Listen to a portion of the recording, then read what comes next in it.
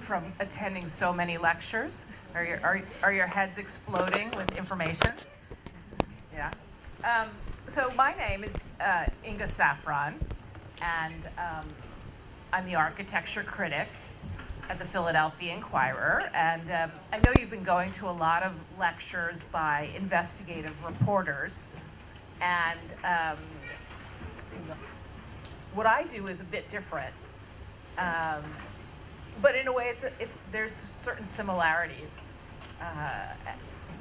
And I want to talk about that today. And I just want to check, does anyone know what a critic does?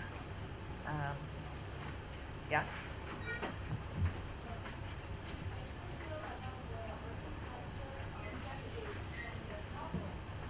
Oh, okay.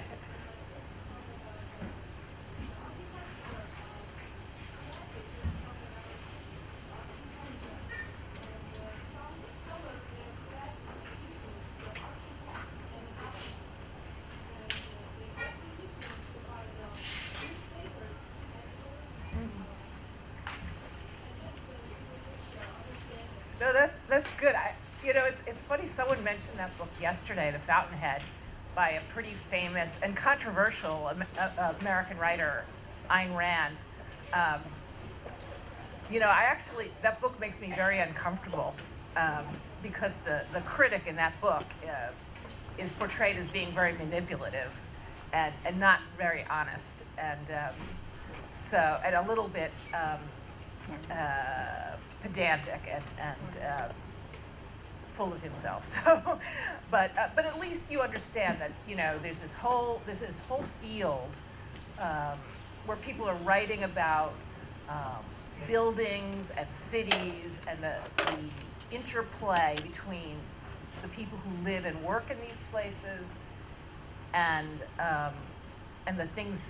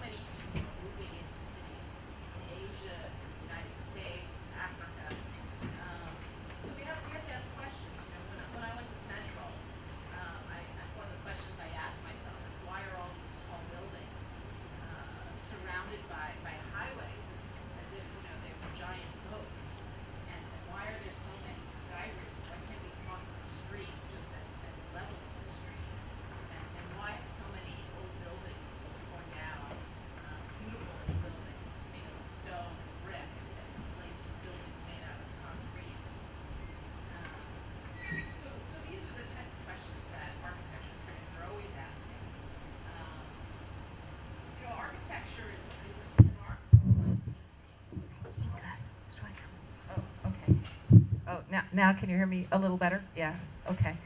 So I was saying architecture is an art form like painting or music, but it's really in a special category. Unlike a painting or a sculpture, you can't create architecture by yourself in a studio. It's a collective effort. And I always say it's a physical manifestation. Buildings are the physical manifestation of politics and money and real estate. And the appearance of a building, the aesthetics, can't be separated from how it works. And design is a starting point for talking about all these other things. So that makes architecture criticism, in my view, one of the more subversive forms of criticism, because you're shining a light on the role that politics and money play in shaping our cities.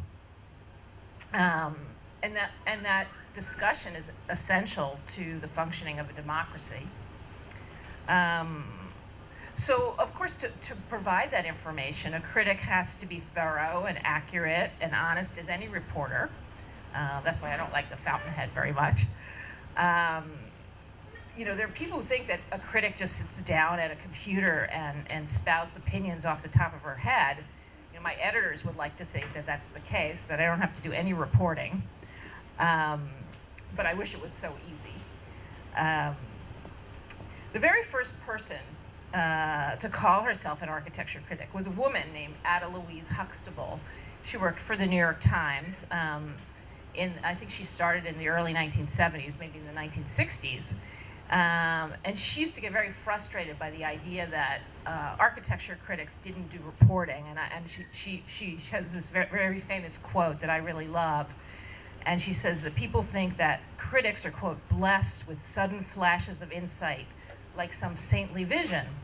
The truth is that the insights come when all the facts come together.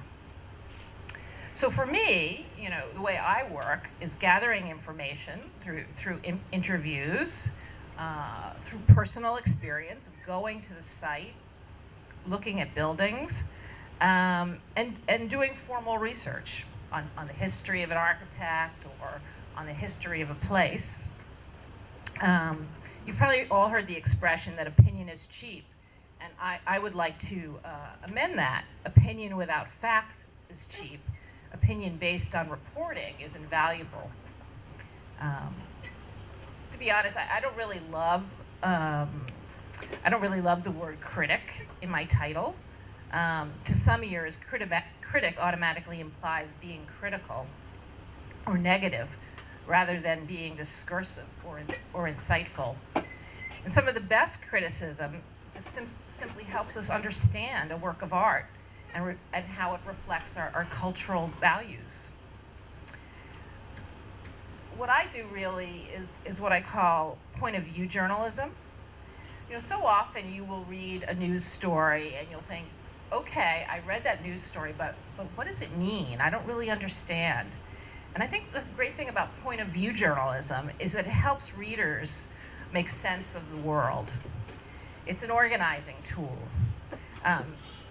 You could read one of these, opinion pieces or point of view pieces and not even agree with the opinion of the writer, but it distills the issues. And so in this world, when we're all bombarded by so much information on the web, having this organizing tool is a great service to readers. And it's a starting point for discussions. So another thing I don't like about my title is the word architecture. I don't like the word critic, and I don't like the word architecture. Because, calling someone an architecture critic is kind of an anachronism. It's out of date. And going back to a time when people thought of cities as collections of great monumental buildings, colonial times. And I love a great building. I love buildings from the past. But what I'm really interested in is, as I said, is the interplay between our urban spaces and the people who use them.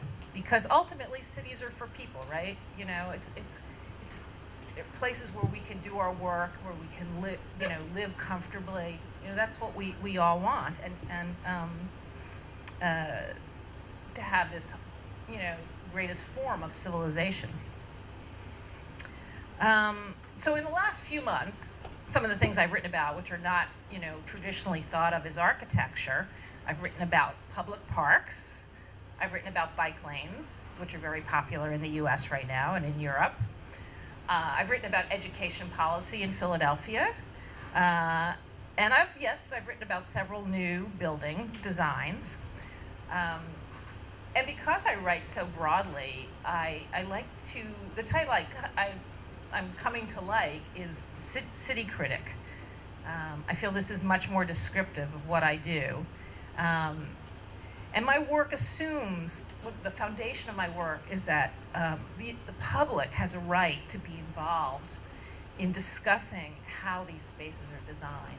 And my column, the things I write about, providing that information gives the public a tool to be involved. I think that's really the key thing. It's the key thing of all journalism, is to provide information to people, to citizens, so they can participate in their city, in their culture, in their democracy. So I want to talk a little bit about how architecture criticism is different than other types of criticism. You've probably read lots of book reviews or movie reviews or restaurant reviews. If you're an art critic, you can have a decent knowledge of art history, and maybe you'll know about the current art scene. And so you can walk into a museum, you can look at the show, an exhibition of paintings, and you can come back to your office and write a review. You don't have to interview anyone necessarily. It's just, you're just writing about what you see. But that is not the case with architecture criticism. Once you, once you start talking about the merits of a building, you really need to find out, how was it made? What were the special structural needs to build this particular building? What were the conditions on the site? Why did they locate the door where they located the door? There are all sorts of questions that you need to know, and that means you have to interview people before you can formulate your opinion. You can't just look at a picture of a building and say, thumbs up or thumbs down. So I want to just give you a recent example that of how I do that, and how what I do is different from news coverage. Because of course there's plenty of news coverage about new buildings in cities. In Philadelphia, where there's a lot of construction right now, every time there's a new building, there's a big press conference, and all the news reporters go to the press conference, and they all write down what the officials say. And I call these press conferences the most diabolical form of brainwashing imaginable, because you're in the room with the officials, they're telling you how great their new project is, and people are writing it down. And then what happens is the reporters come out and they write these reports that are, sort of repeating what the officials say. And I'm always surprised at how little description news reporters put in their articles of what the building looks like or what the park looks like. So my approach is very different. I try to avoid these press conferences because I don't like the brainwashing part. But what I do is I try to interview a lot of the people who give the press conference, because I want to give them a chance to tell their side of the story. But I like to do it as an interview. And I'll interview the architects as well, and other people who are involved with the project. And then if the project is built, I will visit the project and spend some time there and try to get a sense of what an ordinary person would experience if they were using this building or using this park. And I'll spend some time thinking about it, and I'll try to put it in the context of what else is happening in the city. In Philadelphia, like a lot of American cities, there's been a huge influx of people in their 20s and 30s who might have lived in the suburbs in the past, but in America right now, people are deciding that they much rather live in cities because they're very energizing and there's a lot to do. And so they're willing to live in smaller spaces. If the public parks, they're willing to make this trade of living in smaller apartments if the public spaces are of very high quality. Anyway, so going back to this example of this recent press conference for a new public park in Philadelphia, all the reporters, they wrote what a great thing it was. They had very little description of the park and no real experience with it. When I wrote the piece, because I had spent time in the park, because I knew this larger context of why the city was building parks, I was able to write a column that situated this new public park as part of a larger story about park building in Philadelphia to satisfy these new young urban residents. But I was also kind of critical of the park because there were some things wrong with it. But I had a very detailed description of that park, and I talked about why they chose, some of the materials were wrong, what problems would be in the future because of the design.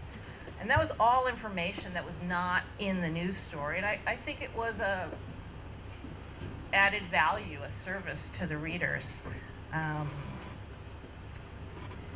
So I think this example, this is one of the illustrations of how architectural criticism is different from news writing, and also from other kinds of criticism.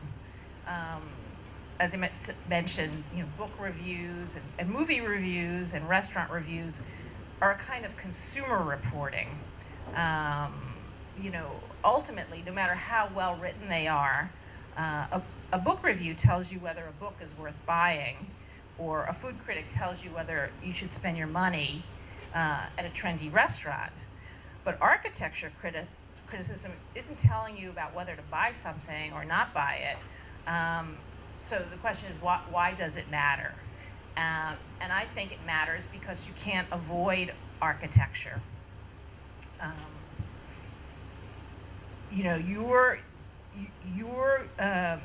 You're going to see that building every day. If someone puts up a highway next to your house, you're going to have to live with that highway.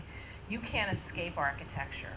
If there's a bad show at the museum, no one's forcing you to go. No one's forcing you to go to a bad restaurant. But if someone builds a bad building, it's there every day. Or if they build a highway you have to cross every day and it's dangerous, your life is really impacted by that. One of the interesting things that's happened is because of social media and blogs, I'm not the only person that has an opinion about buildings in Philadelphia or new parks or bike lanes or highways. Everyone has an opinion. And unlike me, they don't have to really wait till it's finished to write about it. And so there's a lot of chatter on the web about the same projects that I'm interested in, but they don't have the same constraints as a journalist. I have to be fair, I have to be accurate, I have to, spend all this time interviewing people, and they're just writing away without some of the same constraints. And often they're emailing me with their opinions before I've written anything. And it's a lot of pressure on me because, I ask myself, why am I here if everyone else can write about it? And why is my opinion any more worthwhile than anyone else's? So that's one of the big questions facing architecture critics right now and all kinds of journalists. So I thought it might be helpful if I went back and explained how I became an architecture critic, because I don't think I followed a typical career path. So often people will say to me, "Ooh, architecture, I don't know anything about that, and I'm not an architect." Well, neither am I. I'm a journalist, and I'm a citizen. And like all journalists, my job is to democratize and demystify my subject. And I try to write about architecture so your grandmother can understand it. I started out as a reporter, and when I was about your age, and I didn't really know anything about critics or criticism. Of course I'd read movie reviews and book reviews, but I never actually thought of them as being part of a reporterly tradition. They were sort of over there. in a separate box. And it wasn't until I was in my 30s that I even began to think about architecture and cities as something I could write about. And I didn't actually begin working as an architecture critic until I was 40. And the reason I mention this, and not to tell you my age or anything, is because I think there's a growing expectation that when you graduate from college, you know exactly what you want to do,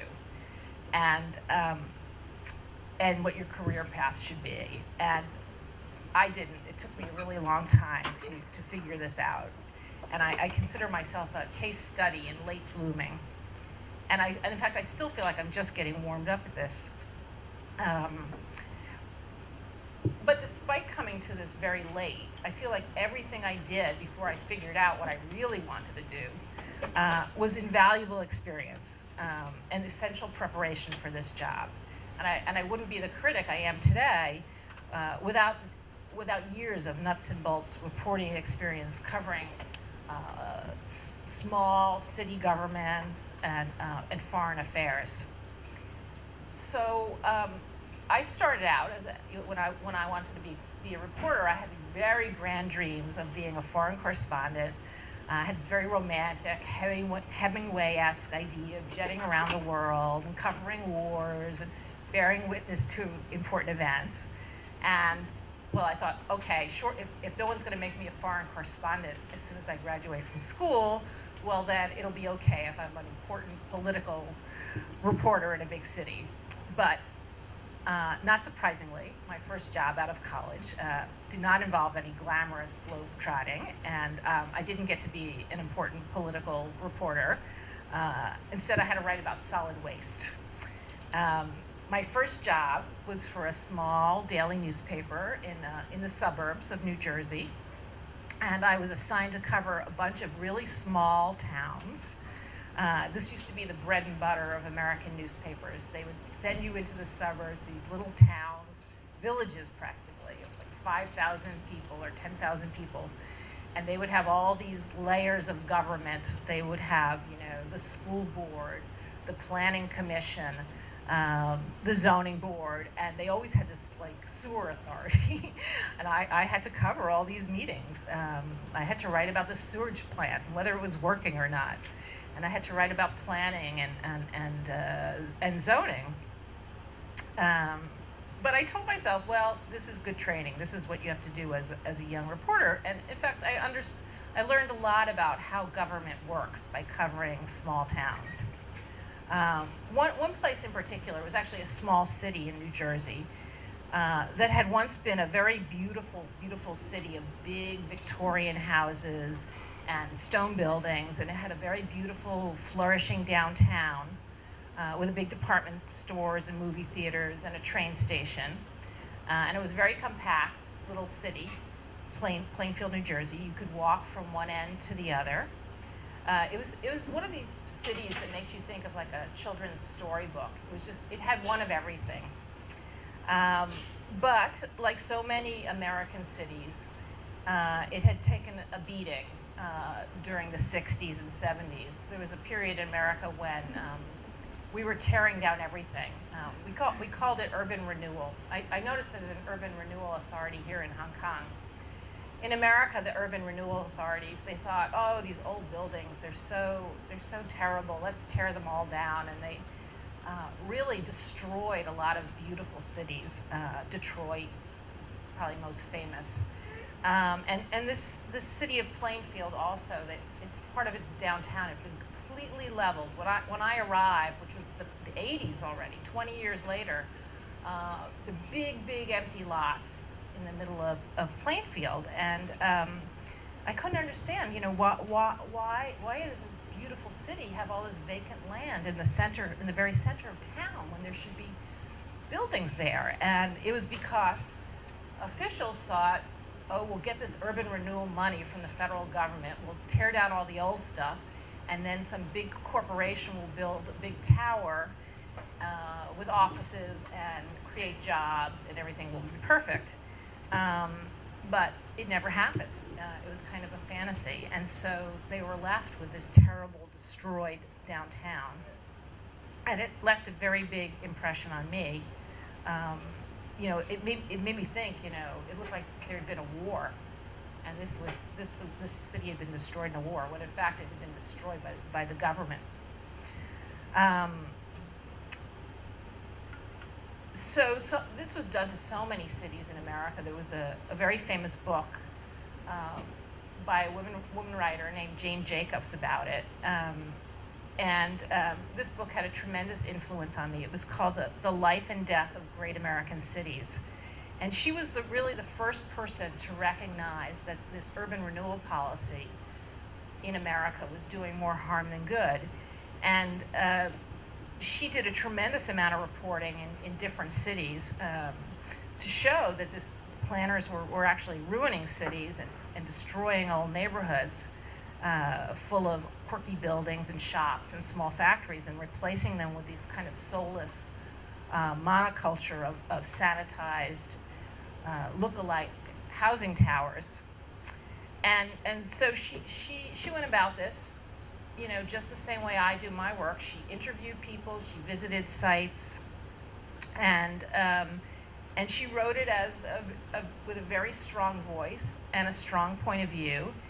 And this book, The Life and Death of Great American Cities, had a very powerful impact on American policy.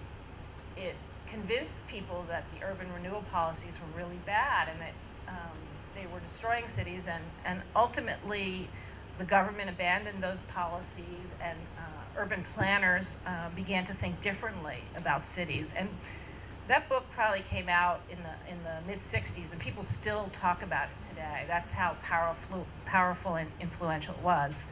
And it certainly influenced me. The other thing that influenced me was being a foreign correspondent. And even though, when I was in Plainfield, I sort of had the first ideas of writing about cities, but I still had this other idea that I wanted to be a foreign correspondent. I was very fixated on that. And so after I began working at the Philadelphia Inquirer, I finally got my wish to be a foreign correspondent. And I was sent to Eastern Europe to cover the war in Yugoslavia. And you're all probably pretty young to remember that war, but which is in the early 90s. But Yugoslavia had been a communist country, one of the Eastern Bloc countries, and after the fall of the Soviet Union, various ethnic groups in Yugoslavia began fighting with each other for control of the country. There were Orthodox Christians, Serbs, there were Catholic Croats, there were Muslim Bosnians, and they had a terrible, terrible civil war there. And I went to cover that war. So you might expect in a war that the targets would be military targets, but what was interesting about that war is that all the targets were cultural targets. Each side was just trying to destroy the churches or mosques of the other side. And I saw whole cities destroyed, like Sarajevo, and it reminded me of Detroit and Plainfield. That this wasn't just a struggle for power, but also a struggle to rewrite history by eliminating evidence of other cultures. And the way that culture was expressed was by the buildings. And so I soon began to understand this war as a war between people who wanted a homogenous society with no evidence of other groups, and between those who really thrived on this diversity. So after covering this war, and then I covered a second war in Russia, where I was also a foreign correspondent, and it was very, very similar. I covered the war in Chechnya. Before the war, it had been a very bustling, multicultural place, and after the war, the groups were divided, and it became much more monoculture and much more boring. Anyway, so these two experiences, working in Plainfield, seeing how America had destroyed its cities, working in Europe and seeing these ethnic and cultural wars, and seeing all these buildings and all this culture destroyed, really made me think, well, I want to write about how do we create our cities? rather than how do we destroy them, how can we build them better so that people can live together and live in a more civilized way. A lot of people at my newspaper thought this was a very strange transition when I asked to be the architecture critic, because I'd been a foreign correspondent and that was considered a very prestigious job, and they didn't exactly understand it. Why would a foreign correspondent want to become an architecture critic? And I think the problem is that they thought of architecture criticism as being something very rarefied and divorced from daily life. And I think the reason that people think that is because of critics themselves. There's a famous British critic, Nicholas Pevsner, who was very fond of saying, a bicycle shed is a building, Lincoln Cathedral is architecture. Lincoln Cathedral in London. And he first said this in 1943, and I think he's actually wrong about that. I think anything built can be architecture. But when I started as critic in 1999, I think that was still the prevalent view among architecture critics, that something had to be very big and grand to be architecture. It was only a few years after a very famous architect named Frank Gehry. Has anyone ever heard of Frank Gehry? Well, he's a very famous architect in the US, and he designs buildings around the world. He designed a very famous building in Spain, in Bilbao, Spain, the Guggenheim Museum. And it was unlike any building that had ever been built before. It's full of all these swooping curves, and it was made out of shiny titanium metal, and it was an immense sensation, international sensation, and critics and writers all went to Spain to write about his buildings.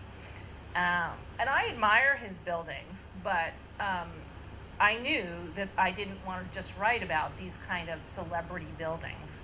I didn't want to write about the Lincoln cathedrals that Pevsner talked about. I also wanted to write about bicycle sheds, or rather the modern equivalent in our cities, which is parking garages. And having that idea that I wanted to write about common vernacular buildings and not just the fancy celebrity buildings, that I think was the first step to being a critic. Now, don't get me wrong, because I think both kinds of buildings, are great monuments, and our humble buildings are equally worthy of discussion by a newspaper critic.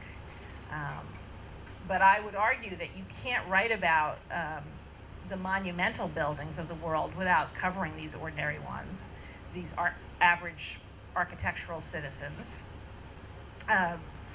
Because we experience these workaday vernacular buildings far more often than the monumental kind.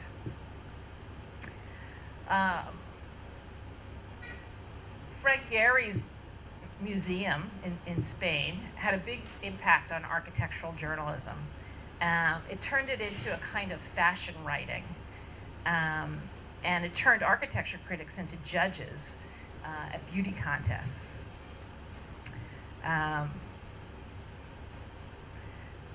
But I really felt that was not what I wanted to write about. I wanted to write about cities. And I wanted to involve the public. And I found a way to do this by going behind the scenes and writing about how buildings were made, who paid for them, how the land was obtained, how the permits were obtained, how the thinking about what the building would look like was done, and what people thought about them. Last year, we saw residents of Istanbul in Turkey organize a major protest against the government after they learned about plans to turn a popular city park into a shopping mall. And it was called, the park was called Gezi Park, And Istanbul, which is a lot like cities here in China, is growing very, very rapidly, and there's not enough public space or parks for people. And so when people learned that this Gezi Park was going to be turned into a shopping mall, people got really, really upset because there just wasn't that much green space.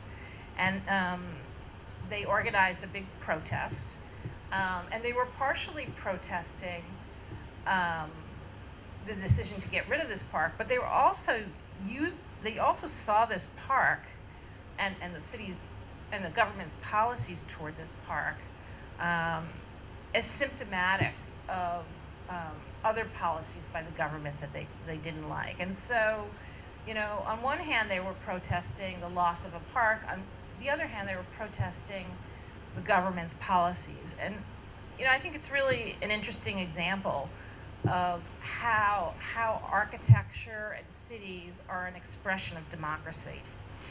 And I think the desire to control physical space springs from the same impulse as the desire to control political space.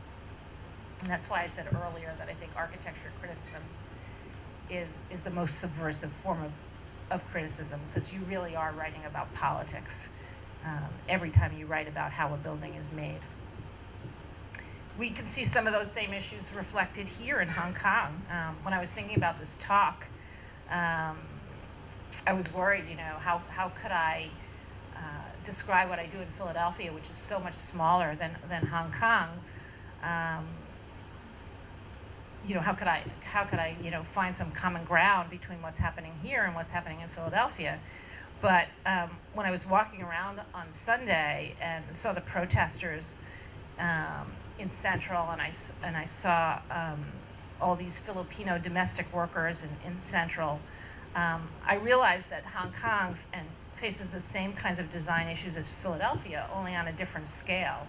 You know, there's not enough public space. The public space isn't organized in a way that's really easy for people to use. You know, all good journalism, I think, questions the status quo. And architecture criticism is different only in the form in which it accomplishes that. There's one important distinction that I feel obligated to point out. A political journalism is typically about the process of decision making. You know, who should we elect as our leaders? How should we elect them? What policy should they implement? But in contrast, architecture journalism is about the end result. And that's why we think of buildings as the physical expression of the political process. So let me give you an example from Philadelphia. Not long after I became the critic, I heard that a developer was planning to tear down an entire block of downtown Philadelphia. The block was called Sansom Street, and it was a little bit like the Soho section here. There were lots of narrow streets, you know, sandwiched between some bigger streets, and the big streets had very tall buildings, but Sansom Street had very little buildings, and they were kind of eccentric buildings, a little run down. But they were filled with very interesting restaurants and bookstores and music clubs. And it provided an ecosystem where small homegrown businesses could thrive. And it was actually, even though it was kind of run down, it was actually on the National Historic Register because it was such an interesting place. So I just started working as a critic, and I couldn't understand, why would anyone want to tear down this great district? It was being torn down by a private developer who'd bought up most of the real estate on the block, and what did he want to build of a street with all this interesting shops and clubs was a parking garage. And this seemed like a crazy thing to me because, first of all, there are plenty of parking garages in Philadelphia, and you know, what was more precious, it seemed to me, was this really interesting neighborhood. Philadelphia is, because it's an older city, it's very walkable and very compact. and pretty dense. And the thing about parking garages is they encourage people to drive. You know, they make it easy to park your car, and so they displace apartment buildings where people live. They displace shops, and they create a very dull environment on the street. And so the idea of replacing this very thriving little neighborhood with parking where no one would go just seemed like such a terrible idea, and it would create like a kind of black hole in the middle of this part of the city. So I started writing about this, and I started writing about, you know, why parking garages were not good for the city and how they made the streets dull. And as I continued to write about it, I discovered that this proposed garage and the developer who was building it, it wasn't just an accident. That he turned out to be a very powerful figure. He was friends with the mayor. He was a big political donor. He gave a lot of money to the mayor. He was also, ironically, chairman of the historical commission. And here he was tearing down a historical neighborhood. It also turned out that even though he had bought up a lot of land, he hadn't bought up enough land. That the site was really too small for a parking garage. Parking garages have to be a certain width so the cars can go in and turn around and do all the things that they have to, and this site was just a little bit too narrow. So as I'm reporting this, I'm learning more and more about, you know, his political connections and how the site wasn't really the correct kind of site for a parking garage. I discovered that he got the city council in Philadelphia to pass a special law that allowed him to build the garage so that it would hang over the sidewalk by about 3 feet, because he needed this turning radius for the cars. And I wrote a story about it. People were kind of shocked that he was using his political connections to get this very special law. And then even as I wrote it, it turned out that 3 feet still wasn't enough, so he got another law to add 3 more feet to the garage. And it was like he was magically creating real estate and land where it didn't exist. And, you know, so suddenly I discovered I wasn't just writing about how this garage looked or how this garage functioned, but I was also writing about how money and influence were shaping the way this building looked. And I wrote a dozen stories, probably a dozen columns about this project, chronicling all the twists and turns, and some were news stories, and others were columns. And I broke this news about the special council bills, and there was an enormous amount of public outrage, so much that at one point the mayor felt compelled to announce a moratorium on the demolition. And so I thought, wow, I'm really having an effect with my columns.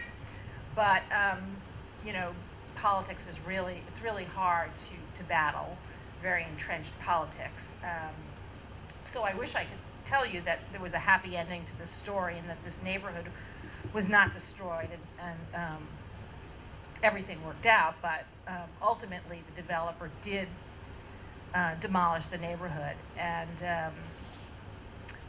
then, you know, this is, I guess, the ultimate irony. This developer didn't have enough money to build the garage. After all of this, and this went on for like more than a year, and I couldn't believe it because it was just like my experience in Plainfield. There was a big, huge empty site in the middle of the city. All these nice buildings had been torn down, and it just sat there. It was used as kind of surface parking for years and years. But 2 years ago, something really remarkable happened. The developer who couldn't get a bank to give him money to build the garage finally sold it to another developer. And he decided, you know, what's the point of building a garage? There are plenty of garages in Philadelphia. I'm going to build an apartment house. And he built a pretty nice apartment house on this site. And on the ground floor, there are lots of shops and restaurants. And it's actually worked out pretty well. It's not the same as what was there before, but it's a very lively place because, now there's modern housing and modern shops. And all this happened over the course of probably a decade. And for me, it's very illustrative that, you can be a crusader, you can be an investigative reporter, and we think that we're going to get results like right away. You're going to write a story, you're going to change someone's mind, you're going to save someone, you're going to save a building. But in fact, that's not how it works. That change is very gradual. I was saying this yesterday when I gave a different talk, that, we have to have a very long timeline. We have to be very patient in our expectations because, you don't get immediate results, and you need to take a long view and have a lot of patience. Because change is incremental, as a journalist, I think you have to return over and over again to the same topic. People are always telling me that I'm beating a dead horse. I don't know if you have this expression. That I'm writing about the same thing over and over again. I mentioned with this Sansom Street, I wrote a dozen columns. And people will always say to me, when are you going to stop? You're not winning, you're losing.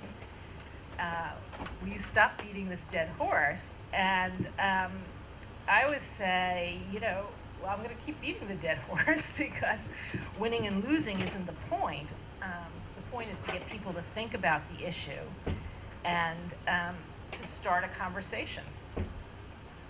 15 years ago, I also started writing some columns that were critical of the way Philadelphia was developing its waterfront. Like a lot of cities, Philadelphia's waterfront had been very industrial. There have been docks and piers and all kinds of manufacturing, and then the port moved to another part of the city, and so it had all this vacant land along the river, which was actually quite beautiful. And I think the smart thing to have done once the industry left was to clear that land and try to create a neighborhood with housing and shops and paths so you could walk along the river, just like the pathway here. But instead, because urban planning was so poor in Philadelphia, they were really just giving away this land. They were building parking garages, and they were building these, big box stores with giant parking lots around them. And I started writing some columns saying, no, we should really have a comprehensive plan for developing the waterfront. And I wrote about this a lot. And I usually would write these columns when there was a specific proposal. So there was a specific proposal, again, to build a parking garage. You can tell this is a big theme in my work. There's a proposal to build a parking garage on the waterfront in Philadelphia, and I wrote a whole series of columns saying how crazy this was. Like, why would you want to park cars on a beautiful river when you could have, recreation and parks? And even though a lot of politicians and officials, told me that, there's no way that we could afford these parks, you're being unrealistic. There were some people who began to agree with me, and some citizens formed a group to try to do their own private planning. And a foundation in Philadelphia provided some money to hold some planning sessions and public meetings. And there started to be a conversation about what to do with the waterfront. And it wasn't really about me. I became the reporter who covered their meetings and wrote about their plans. And this conversation grew and grew and grew until finally the politicians couldn't ignore it. And after a new mayor was elected, he endorsed the ideas of the citizens group and said, I'm going to plan the waterfront in a different way. And this was about 7 years ago when he was elected, and he He then undertook a very professional planning study of the waterfront, hired a good firm to do the work. They produced a master plan. And then there was a kind of financial crash in Philadelphia. Nothing happened. So everything takes a lot of time. But finally, like a year ago, a developer proposed to build some housing on the waterfront. It's the first time that's happened. And it was exactly what I was talking about 15 years ago. And now all the politicians in Philadelphia agree that the right way to use the waterfront is for parks and housing. It took 15 years for the conversation to get to that point, you know, and so whenever people tell me, oh, what you're writing about is so unrealistic, this can't happen, don't, you know, I just ignore them, because I try to write about what I think is the right way we should approach these things. And if people don't agree, or they think that I'm being ridiculous, I just think, well, you know, if I make good enough arguments, people will come around to that point of view eventually, or maybe not. But I guess the point is that I take a really long view.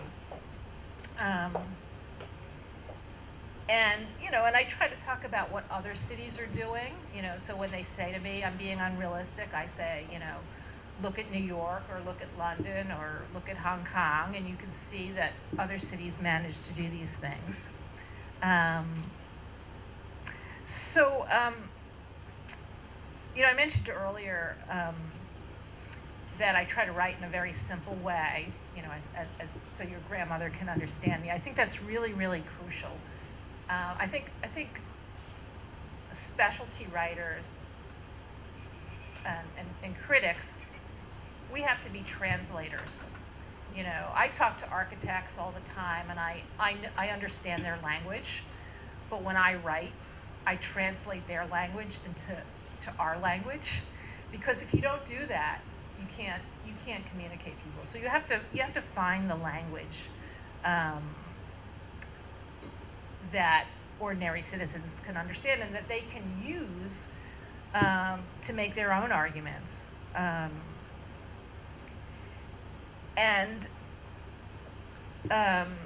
So I think ultimately you are a translator. I think it's really crucial, and these are just sort of some final parting tips about how to approach this. You know, I always have an opinion, and sometimes that's really hard. Sometimes, you know, because life is complicated and there are two sides to every story. But when I was saying in the beginning that, you know, point of view journalism is an organizing tool, so you have to have a point of view. And you have to make an argument, and you have to, in making that argument, you have to acknowledge the other side, if only to explain why the other side is wrong. So you have to build a case, and you have to be even-handed when you build that case. You know, sometimes you read a movie review and it's just a summary of the plot, and that's not interesting. You have to have this point of view that is kind of the spine for the story.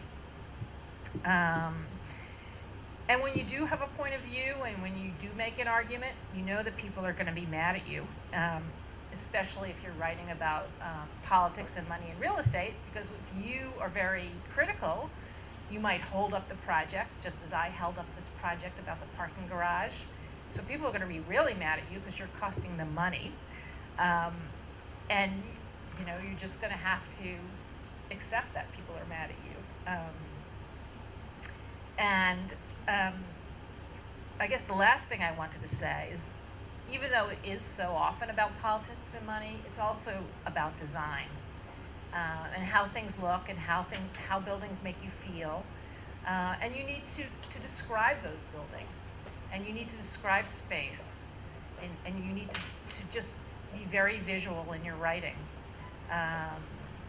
Because, you know, ultimately architecture criticism is the meeting of the visual and the political. I think that's why it's so interesting. So thank you very much.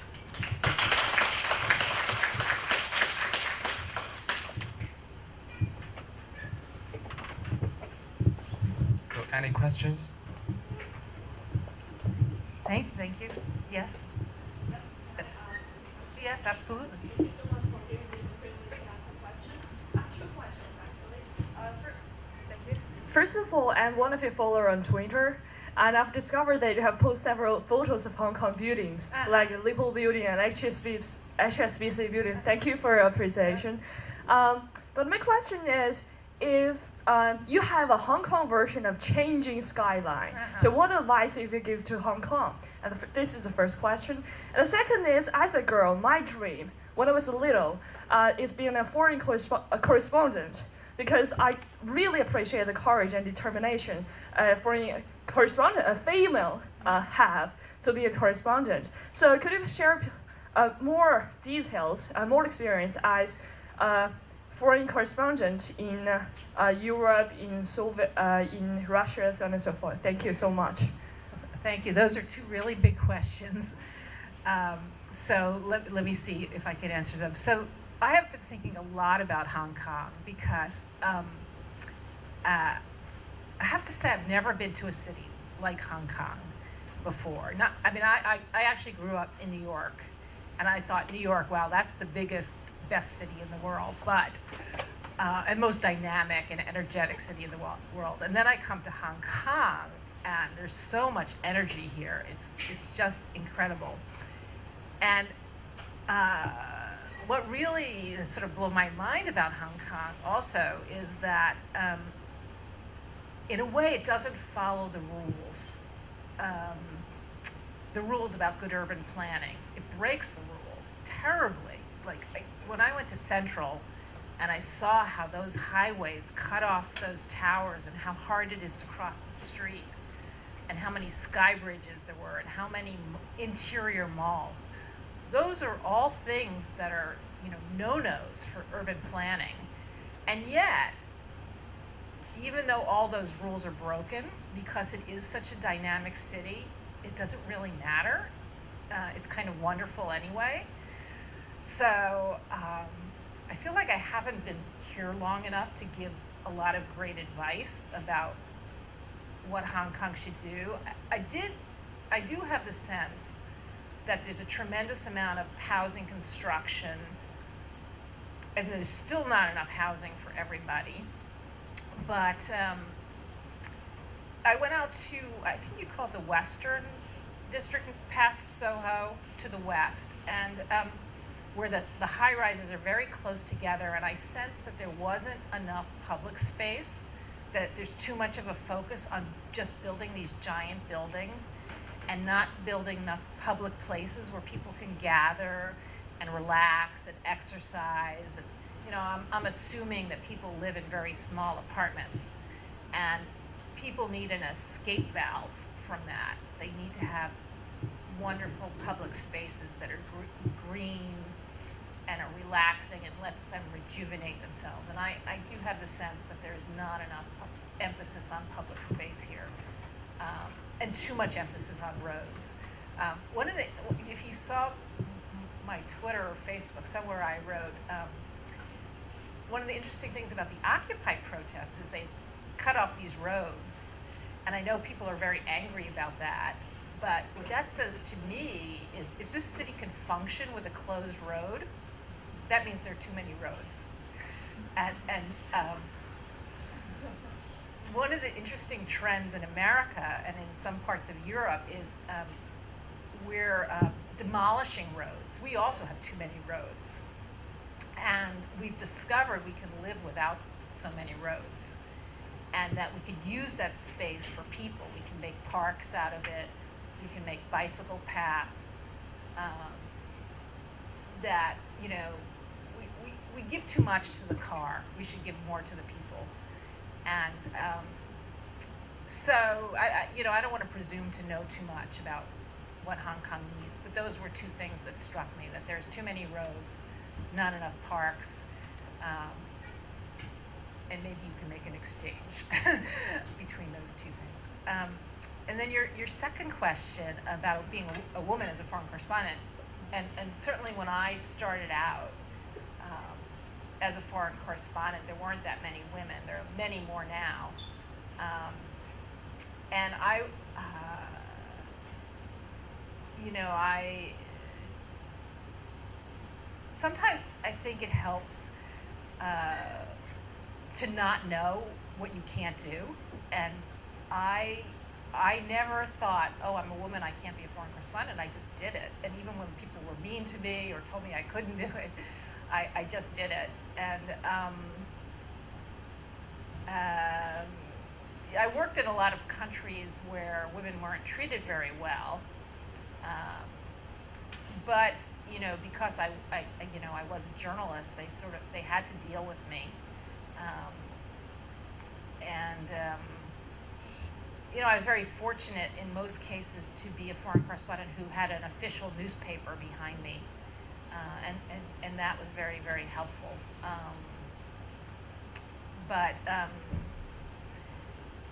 You know, it's a very interesting way to understand the world and to understand your own country, you know, by seeing the comparisons of other places. I think that's immensely valuable thing to do. Yeah, I hope that answers your question. Yeah, Steffi? Thank you, Inga.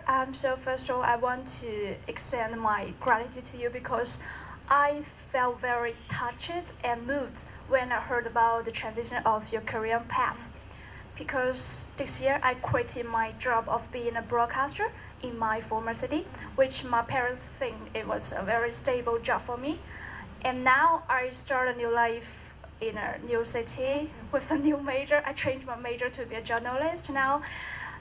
But sometimes I ask myself, was it very worthwhile for me to do that choice? But today I feel a kind of comfort about hearing your story. But the question is, I always feel confusing because I tend to be a person that I avoid arguments, avoid debate something. But I know to be a good journalist, sometimes we should do some critic things based on facts.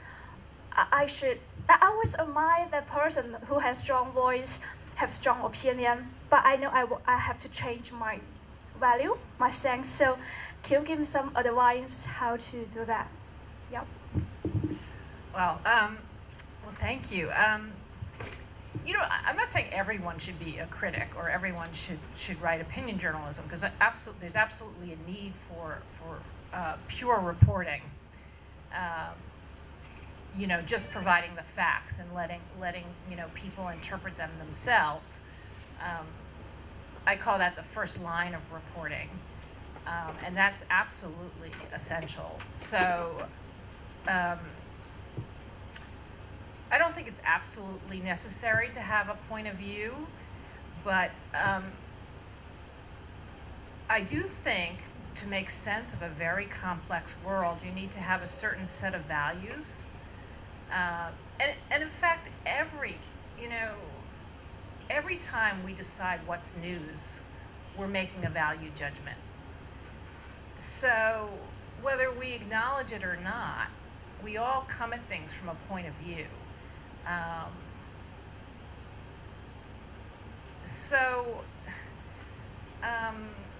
I think you have to. I mean, I think you can. You know, there's in journalism there tends to be a discomfort with having a point of view. That somehow we're not being objective or fair. But I think if you're transparent about having that point of view, if you acknowledge in your writing, you know, yes, I believe, you know, I believe it's necessary for all people to have decent housing, or and here's how I think is the best way to achieve that, based on my reporting and my understanding. I don't think it's a bad thing. I mean, I think we all need values, and we all need a moral compass that directs us, and you know, that's why we are journalists. So you know, it doesn't have to be as strong as my point of view, but I think, you know, you have to ask yourself, why am I doing this? What am I trying to achieve? And you know, you know, how can I make the world a better place? Yeah.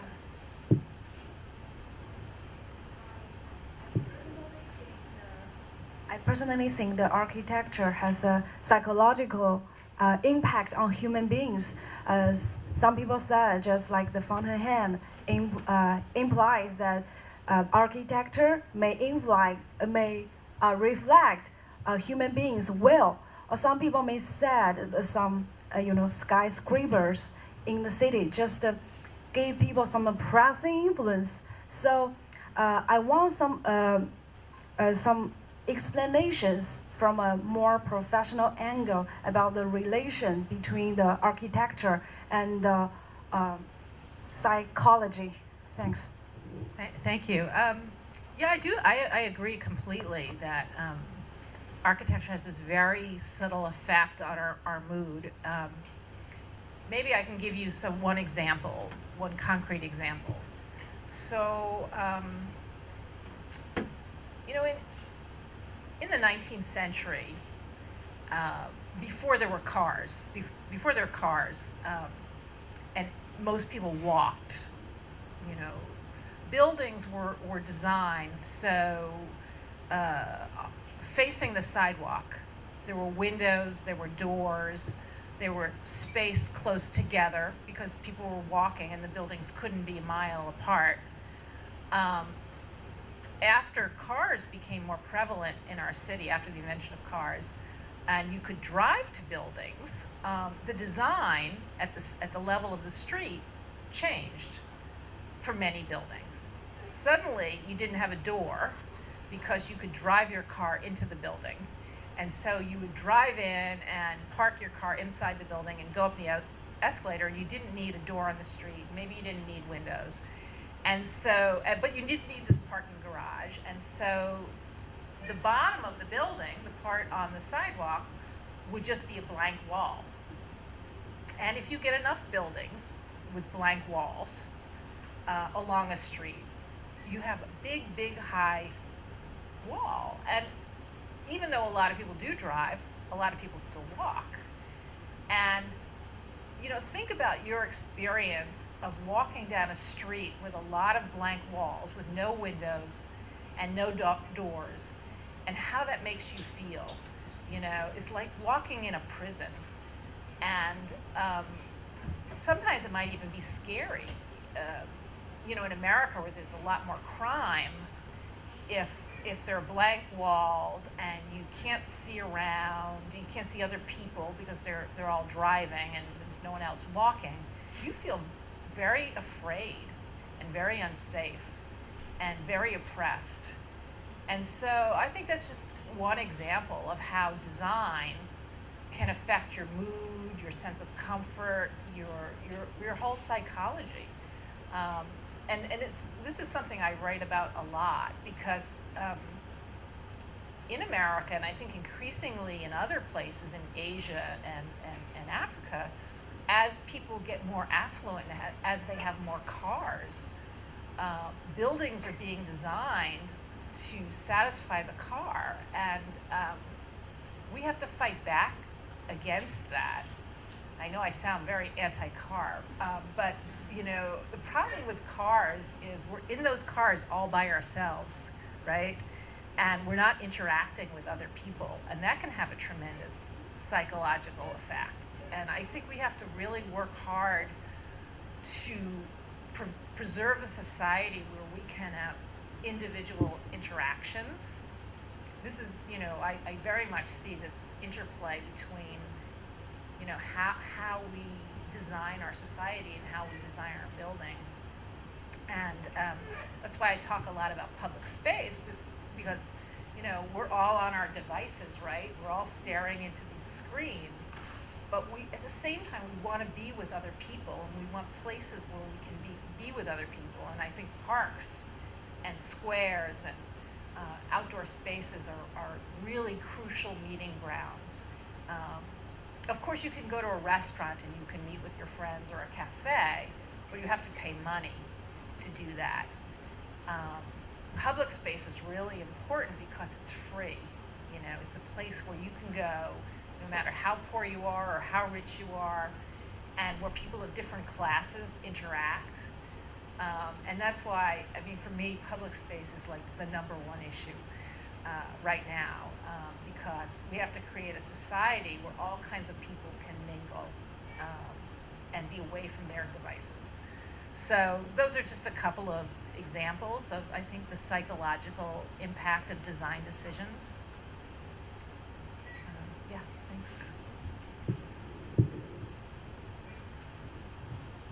Thank you very much, Ms. Saffron. Thank you for your speech. Just now you mentioned that the architecture is directly linked to democracy. So I pay extra attention to what you have said in the case of Philadelphia waterfront plan. That you said after the new mayor was elected, he abandoned the original plan of building the parking lots. So bring this issue to the context of the city where I come from, in Canton, also called Guangzhou, a city with 2,000 years history. There is not only no mayor election, but what's worse is that because of the fear of home rule, the central government doesn't allow the local Cantonese to become the mayor of the city. So what they do is they send the Mandarin speaker from the north to become the mayor of the city. The problem is here, those Mandarin speakers from the north, they don't care about your culture. They don't know your culture. They just don't care. So they demolish many traditional architecture in the western part of the city and develop a new area, the new town in the eastern part of the city.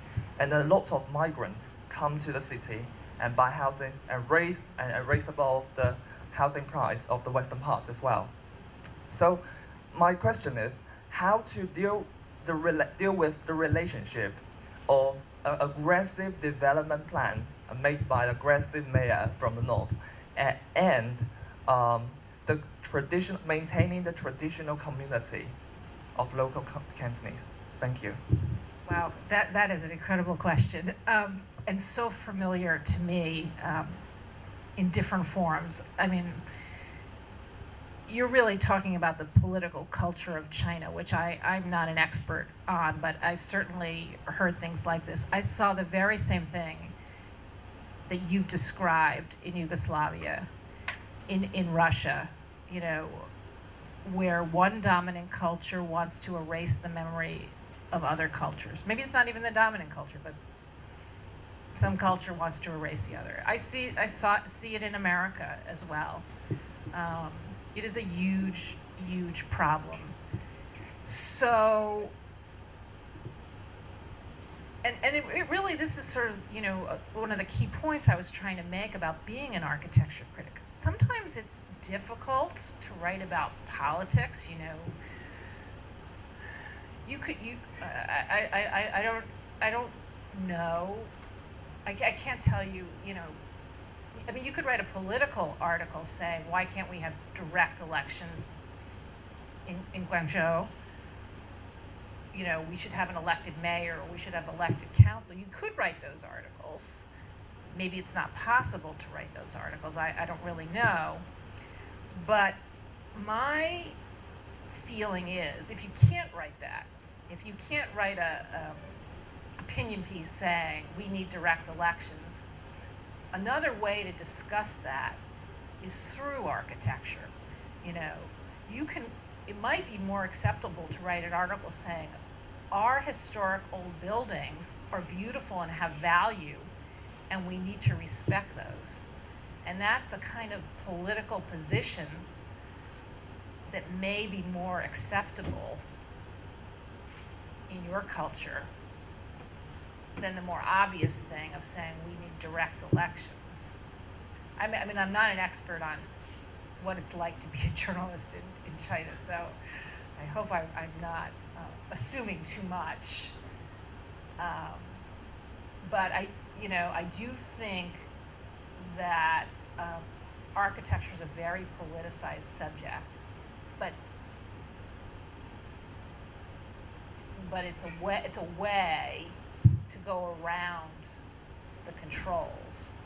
And you know, I hear everything you're saying, and I think it's so important to preserve this cultural past. that doesn't mean you're opposed to the other culture. All you're really saying is that you have to respect both cultures. And that's a really key thing. So, you could write about the design of these Cantonese buildings and their history and their meaning and why, make an argument about why they're worth preserving and, how they create a lively street where people come together. There are many, many things you could write about those buildings that I think, would be quite legitimate and acceptable to write about. But I think it's really, really important, just like the most important thing, actually, right now, given the massive amounts of construction in China and given what's being lost, it's just crazy what's being destroyed. Okay, the last question. Sorry, yeah, Frank. Thank you for noticing. And I would like to say something in response to your remark on the Hong Kong public space.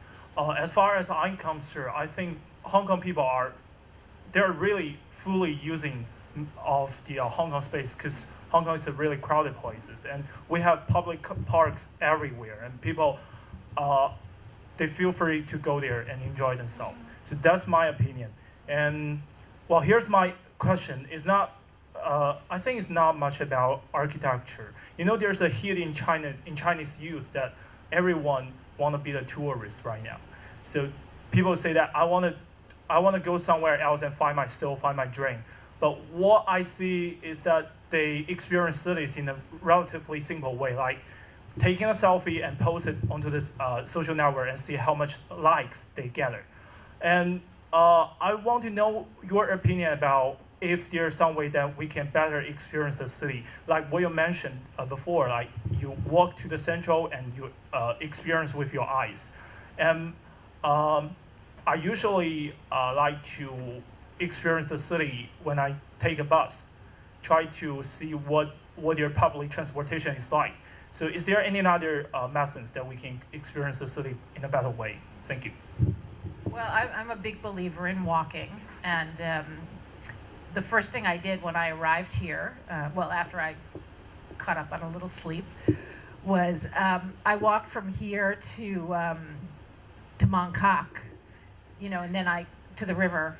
Is that right? It's what you call the waterfront. I walked to the waterfront, and walking.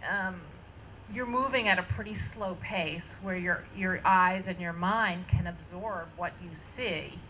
And I didn't really have an agenda. I just wanted to get a feeling for the city. I wanted to be close to the buildings, close to the people, to observe the kind of, shops that were here and how people interact. And so whenever I go to a city, I always take a very long walk. And that's really all I've been doing here. I mean, I went to one museum, I guess you could say, the Asia Society, which is a very great building, I have to add, by American architects.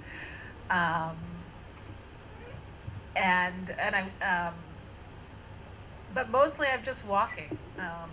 The place where I do think there are a lot of public parks. I was in Hong Kong Park yesterday. It was a beautiful park, really, really nice. And it's just amazing how it's surrounded by super tall buildings, but it's still like this little oasis. The neighborhood where I felt there weren't enough parks was all the way in the west, past Soho. I think I heard it was called the Western District. Maybe I'm wrong. But I felt there, given the size and number of high-rises, that there could be more parks there. But I know you have like Victoria Park and the Peak, and of course, there's still so much open land in Hong Kong. But I was talking about the immediate vicinity of those really tall, dense towers.